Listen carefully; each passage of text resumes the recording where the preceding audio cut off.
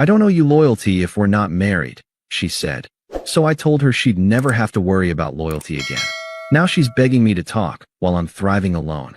Hey viewers, before we move on to the video, please make sure to subscribe to the channel and hit the like button if you want to see more stories like this. Thanks.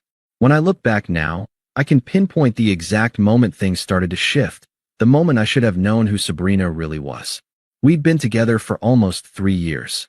I was 29, she was 28, and we were at that stage where people start asking about rings, mortgages, and timelines. We weren't perfect, but we were steady. I thought that counted for something. Sabrina was beautiful, warm brown hair, loud laugh, sharp confidence. The kind of person who could walk into a room and immediately dominate it.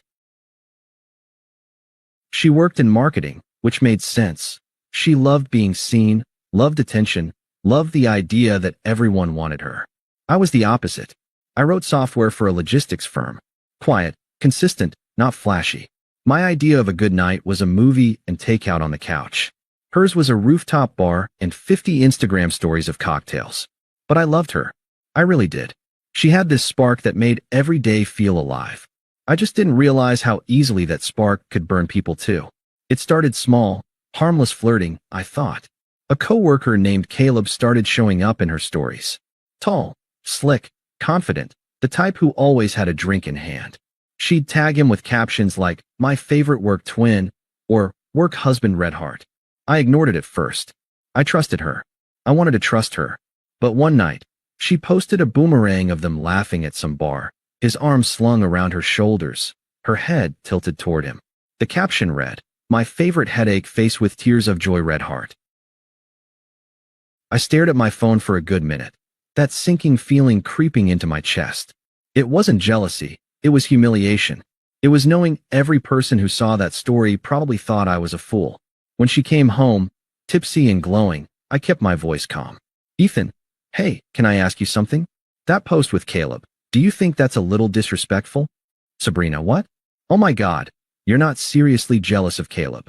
"Ethan, it's not jealousy. It just looked a little intimate, that's all." "Sabrina," laughing, "it's just a joke. We're close friends. He calls me his work wife. I call him my work husband. Everyone knows it's not serious." "Ethan, then maybe you don't need to post it for everyone to see." "Sabrina, you're so uptight sometimes. Seriously, relax. You know you're the real one. Don't turn this into some trust issue." Her tone wasn't defensive, it was dismissive, like I'd just said something childish. She patted my chest, kissed my cheek, and walked off to change. That night, she fell asleep instantly. I didn't.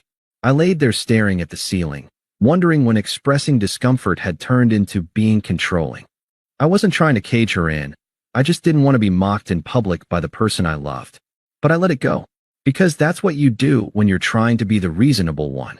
You tell yourself you're overreacting, that she wouldn't cross a line. A few weeks later, she started going out more. Work happy hours, team bonding nights, late client calls. She always looked perfect before she left. Heels, red lipstick, new dresses. And every time, she'd say the same line with a teasing smirk. "Don't wait up for me, Mr. Responsible." She said it like a joke, but I could feel the distance growing. One Friday, I decided to surprise her by picking her up after her team event. She texted me that she'd be home late, but I was in the area anyway. When I parked outside the restaurant, I saw her through the window. Caleb was there, leaning close, his hand brushing her arm as she laughed. I watched for maybe 30 seconds before turning off the engine and driving home. The next morning, she came in humming, holding a coffee cup with Caleb's name scribbled on it in black marker. "Ethan, you guys seem pretty close these days." "Sabrina, we work together every day, Ethan. He's my friend." "Ethan, do friends usually hold hands at dinner?" Sabrina, pauses, "Were you spying on me?" "Ethan, I drove by. I saw you." Sabrina, "Wow. Okay, that's not cool. That's really controlling behavior." That word, controlling, hit like a slap. She said it with practiced ease, like she'd been waiting to pull it out. "Ethan, you know what's not cool? Pretending loyalty doesn't matter." Sabrina, "Loyalty? Laughs. We're not married, Ethan. You don't own me. You can't expect exclusivity when we're not even engaged." I remember freezing. "Ethan, so until there's a ring, anything goes?" Sabrina, I'm just saying, I have a right to figure out what I want. You can't guilt me for that. That was the moment it all snapped into focus. Every joke, every flirtation, every time she called me too serious. She'd been rewriting the rules in her head for months. I didn't yell. I didn't argue. I just stood there and said, quietly, Ethan, then you'll never have to worry about loyalty again. She looked confused, maybe expecting a fight. But I didn't give her one. I walked to the bedroom, grabbed my bag, and left. She didn't follow me. She didn't even call that night. And just like that, 3 years ended with one sentence that told me everything I needed to know. I didn't take much when I left. Just a duffel bag, my laptop, and a few shirts. Everything else, the furniture, the dishes, the framed photos we took on our trip to Portland, I left behind. I didn't want reminders. Driving away, there wasn't rage or heartbreak, just quiet disbelief. The kind that feels heavier than anger. I replayed her words in my head over and over. We're not married. You can't expect exclusivity. I'd never felt smaller than I did in that moment. I spent the night at my friend Adam's place. He didn't ask many questions, just handed me a beer and nodded when I said, "It's over." That night, I barely slept. Every time I closed my eyes, I pictured her laughing with Caleb, the look of irritation she gave me when I asked for respect. The next morning, I texted her one sentence. "I'll be by later this week to grab the rest of my stuff." No response. When I showed up 2 days later, she was sitting on the couch in leggings and a hoodie, scrolling through her phone like nothing had happened. "Sabrina, you're seriously doing this?" "Ethan, yeah. I'm not sticking around for someone who thinks loyalty is optional." "Sabrina, God, you're being dramatic. I didn't cheat. We were just figuring things out." "Ethan, you were figuring things out with someone else while I was paying half your rent." "Sabrina, so what? You think that means I owe you my life?" "Ethan, no. Just honesty. But I guess that's asking too much." I packed quietly while she huffed and muttered under her breath. The whole time, she kept making snide comments, like she wanted to provoke me. "Sabrina, you'll never find someone who's as upfront as I am, you know. Most people lie." "Ethan, you just said loyalty doesn't matter. That's not honesty, that's selfishness." "Sabrina, maybe I just don't want to live by your old-fashioned rules." That was her final line before I left for good. Old-fashioned rules. It's funny, that phrase used to make me feel guilty, like I was out of touch. But as I stood there looking at the person who'd just justified betrayal, I realized that what she called old-fashioned was actually just basic respect. I didn't bother saying goodbye.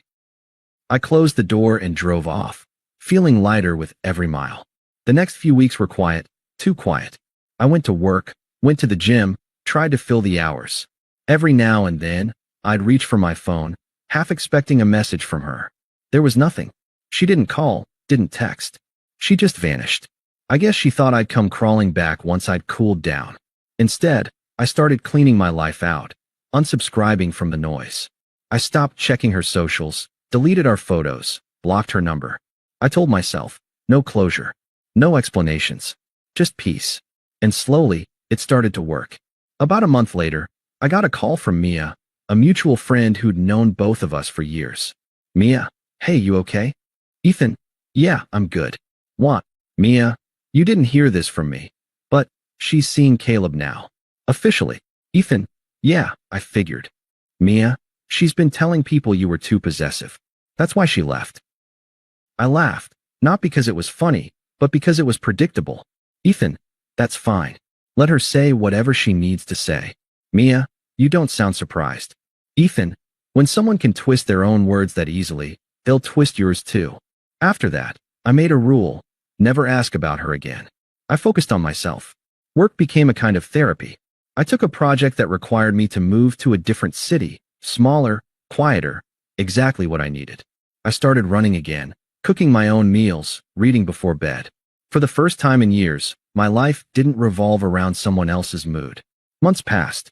My friends said I seemed calmer, lighter, and they were right. Sometimes, though, I'd get flashes, like when I'd pass a restaurant we used to go to or hear a song she loved. For a split second, I'd miss her. Not her as a person, but the idea of who I thought she was. Then I'd remember her words. "We're not married. You can't expect exclusivity." And the feeling would fade. About 6 months later, I got my first text from her since the breakup. Just one line, "Hey, I think we should talk. I feel like you misunderstood me." I stared at it for a while. Then I deleted it. No reply. No second thought. She wanted to talk about misunderstandings, but there was nothing to misunderstand. She'd said exactly what she meant, and I'd finally learned to listen. That was the day I realized silence wasn't emptiness. It was peace. I didn't think about Sabrina much after that. Not really. I was too busy rebuilding my life. My work picked up. I got promoted to lead developer within a year. I'd moved into a clean, simple apartment with huge windows and zero drama. Some weekends, I'd drive to the coast, sit by the water, and just breathe. For the first time in years, there wasn't anyone criticizing me for being too quiet or too predictable. Peace had started to feel like freedom instead of loneliness. Every now and then, someone would mention her name, an old friend, a coworker, someone who still followed her online. I never asked for details, but they'd spill out anyway. Apparently, Sabrina and Caleb were official now. They were the it couple at her office, posting selfies at bars, fancy dinners, even a beach trip with matching captions about finding your person. When Mia told me that, I just smiled. "Mia, you're really okay with that?" "Ethan, if she's happy, great. Just means I was never the right person for her." "Mia, you're taking this way too well." "Ethan, I already paid the emotional bill. No point asking for a refund." And I meant it. I wasn't pretending. The anger had burned out a long time ago. But life has a funny way of looping back. About a year after the breakup, I got a message from an unknown number. "Hey, it's Mia. Can I call? You're going to want to hear this." When she called, I could hear the mix of disbelief and amusement in her voice. "Mia, so Sabrina's not with Caleb anymore." "Ethan, that was quick." "Mia, yeah. Turns out Mr. Charisma had a side girlfriend. At their office." "Ethan, you're kidding." "Mia, nope. Apparently, he was sleeping with their project manager while living with Sabrina. She found out because the girl accidentally tagged him in a private story." "Ethan, ouch." "Mia, the best part? When she confronted him, he told her the same thing she told you." "Ethan, what?" "Mia, that they weren't married. So technically he didn't know her loyalty." I didn't laugh out loud, but I smiled. There it was, poetic justice. Mia continued. "Mia, she had a full meltdown at work. HR had to step in. Caleb's been reassigned. Everyone knows what happened." "Ethan, that's rough." "Mia, you're seriously not even a little happy about this?"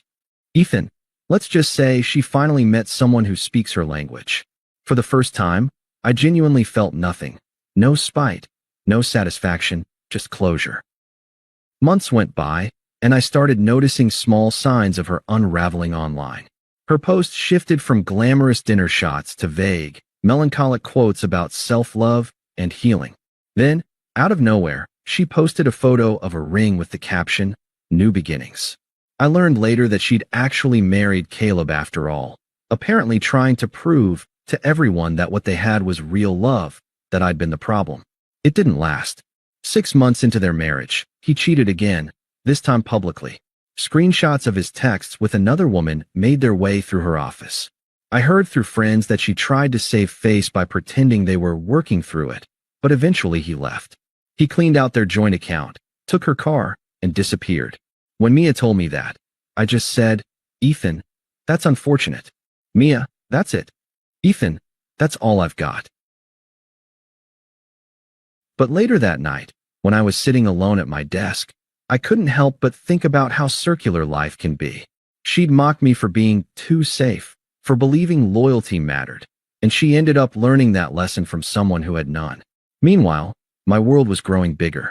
I'd been mentoring new developers at work, and one of them, a kid fresh out of college, told me, "You're the calmest guy I've ever met." I laughed, because 2 years earlier I'd been anything but. Peace changes people. Around that time, I started traveling again, small trips, solo hikes, weekends out of town. I didn't post about it, didn't announce anything. I just lived quietly, fully. And that's when the second text came. Same number as before, the one I'd deleted months earlier. "Hey, I know I messed up. I just wanted you to know I'm not with Caleb anymore." Things were complicated. I read it twice and put my phone down. I didn't block her this time, not because I wanted to talk, but because I wanted her to sit with the silence. 2 days later, another message popped up. "You were right about him. I should have listened. No reply. That was the moment I realized she wasn't reaching out for closure. She was reaching out because I represented something stable, something she destroyed and couldn't rebuild. And I wasn't about to become her emotional safety net. So I left her on read again. No anger, no satisfaction, just peace. Because when someone shows you that loyalty means nothing to them, the kindest thing you can do, for both of you, is disappear. By the time another year passed, Sabrina had become a ghost in my life. I never blocked her number, but her messages slowed to a trickle, short, guilt-ridden texts that never got answers. I still think about how things ended. You didn't deserve how I treated you. I just wish you'd let me explain. There was never an explanation I needed. She'd made her choice, and I'd made mine. Life had started to reward that quiet decisiveness. Work was going better than ever. I'd been promoted again, this time to project lead. I'd moved into a better apartment, picked up guitar lessons, started cooking again. I'd even reconnected with old friends who said I finally seemed like myself again. I wasn't chasing happiness. I was just living. And that's when karma really started showing its full hand. Mia called one evening while I was watching a movie. Mia, okay, you're not going to believe this. Ethan, if this is about Sabrina again, I might. Mia, it is.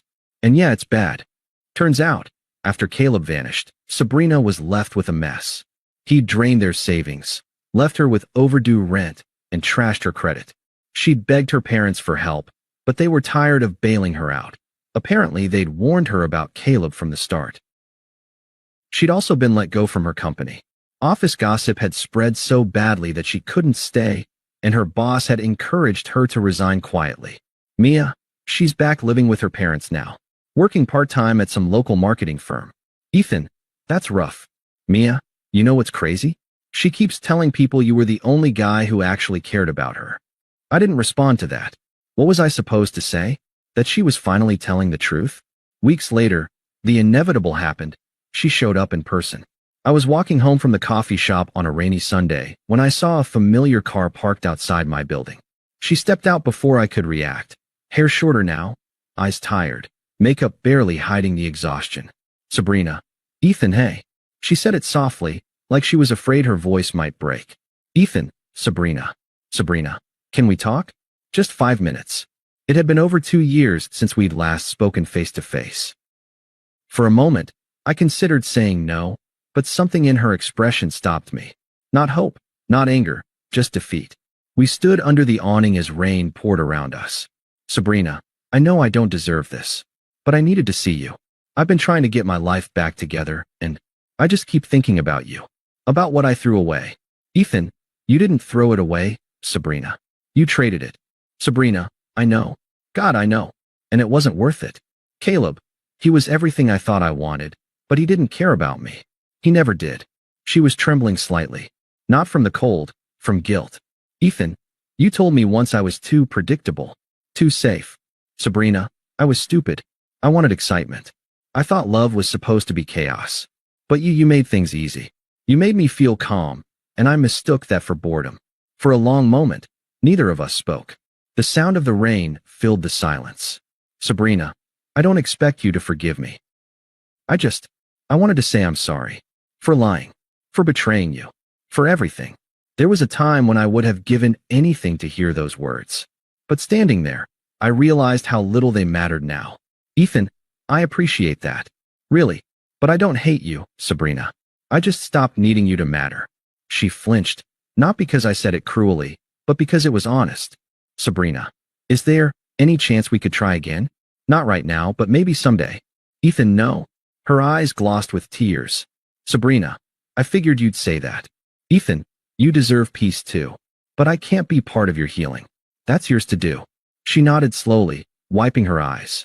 Then she whispered, Sabrina, you really did love me, didn't you? Ethan, yeah. And that's why I had to let you go. She stood there for a while, like she wanted to say something else, but couldn't find the words. Finally, she turned and walked back to her car. The door closed, the engine started, and she drove off without looking back. I never saw her again. But I did get one final message that night. Thank you for not hating me. I hope you're happy. I typed a reply, then deleted it. Some stories don't need an ending. They just need to stop. That was the night I realized peace isn't something you find after pain. It's what's left when you stop trying to make sense of it. A year later, I stopped thinking about Sabrina altogether. That's how I knew I'd truly moved on. Not because I'd replaced her, or gotten revenge, or blocked her on every app, but because she simply didn't cross my mind anymore. Life had become quiet in the best possible way. I'd left my old firm and started my own small design consultancy.